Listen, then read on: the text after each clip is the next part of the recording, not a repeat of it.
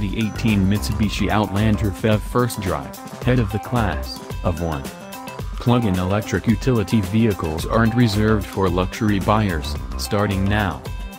There is a small audience for Mitsubishi vehicles in the US. While sales have been increasing, the company has experienced 75% growth since 2012. Mitsubishi is still small potatoes in these parts. The company's rebound helped it sell more than 100,000 vehicles in 2016, the first time it had done so since 2007, but remember, Ford sells well over twice that many vehicles each month, many more profitable than the low-cost Mirage. But Mitsubishi knows what side its sales bread is buttered on: crossovers. The recent resurgence is due to the success of the company's 2Qs, with sales volume for those models up 123% in the last year.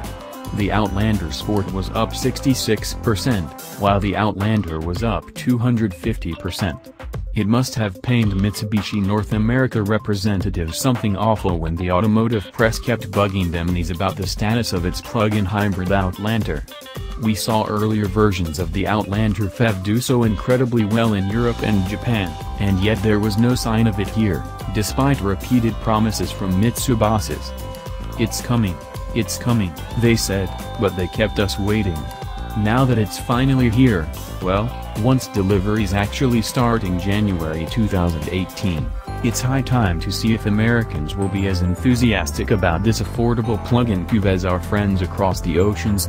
There's another unique benefit hiding in the Outlander phev.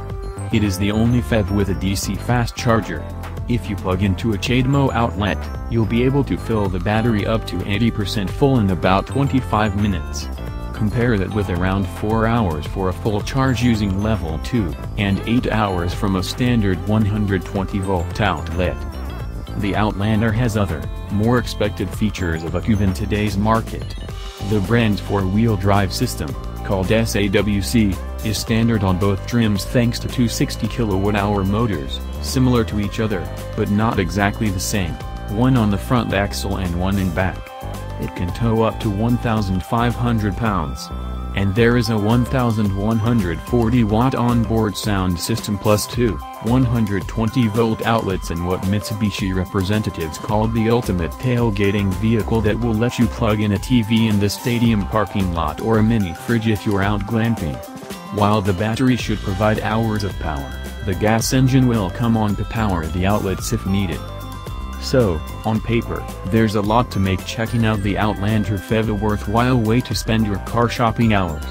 Spending a few hours on the dirt roads of Catalina showed that the phev can handle itself in situations beyond shuttling a brood to school and back. Even though the speed limit throughout the island is a meager 25 miles an hour, the hills and tight turns provided more than enough proof that the average driver will get more than enough power and performance out of the Outlander phev. Since the Outlander phev has driver-selectable regenerative braking levels, we learned that the strongest setting made the dusty drive relatively easy. Mildly challenging dirt roads aren't the only place where the Outlander phev feels at home, though. On paved surfaces with enough charge in the pack to drive in EV mode, the phev is surprisingly quiet and calm. Even when the engine kicks on, there are no annoying rattles and shakes. The Outlander phev offers 3 driving modes: full electric and EV mode, electric priority with some assistance from the 2.0-liter 4-cylinder gasoline engine in series hybrid mode, and then, when the battery is low, a parallel hybrid mode where the engine does most of the work with some help from the motors when needed for extra acceleration. There are 3 driver-selectable battery modes as well. Charge mode will use the gas engine to charge the pack, which Mitsubishi says is useful when climbing grades or towing. Save mode will keep the battery pack at its current level, once it's below 90% full, so that there's room in the pack for regenerative braking energy to go, in case you need it for city driving of the aforementioned power output. Lastly, there is an EV priority mode that does its best to keep the vehicle in all-electric mode if possible, unless maximum power is needed. The controls for all of these modes, as well as the twin-motor 4WD lock button, are all near the gear shifter. But for some reason the Eco Mode button is located far away by the back and audio controls. This is just one way you can tell that the interior is not where Mitsubishi spent most of its engineering dollars for the Outlander phev. While functional, things feel a bit weak inside. There's no one-touch window button on passenger side, for example, and the moonroof cover is flimsy. Looking at the infotainment screen is like going back in time, literally. In fact, as the system's date, and I'm not kidding about this, was set to February 2013. There are too many beeps happening, and every touch is another beep. If you dare touch the menu button while in a screen that doesn't have a menu option, it'll just triple beep at you. Then there's the way too complicated energy monitor screen. There are two circles with each half telling you something different and in a different way.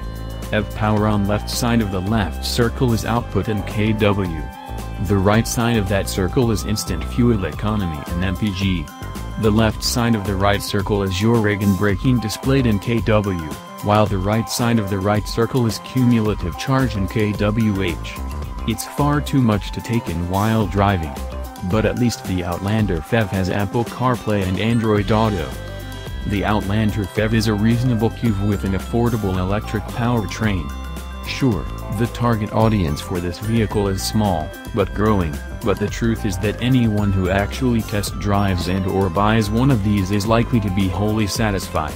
You get a lot for your money, and it's nice to be able to say that about more and more plug-in vehicles these days.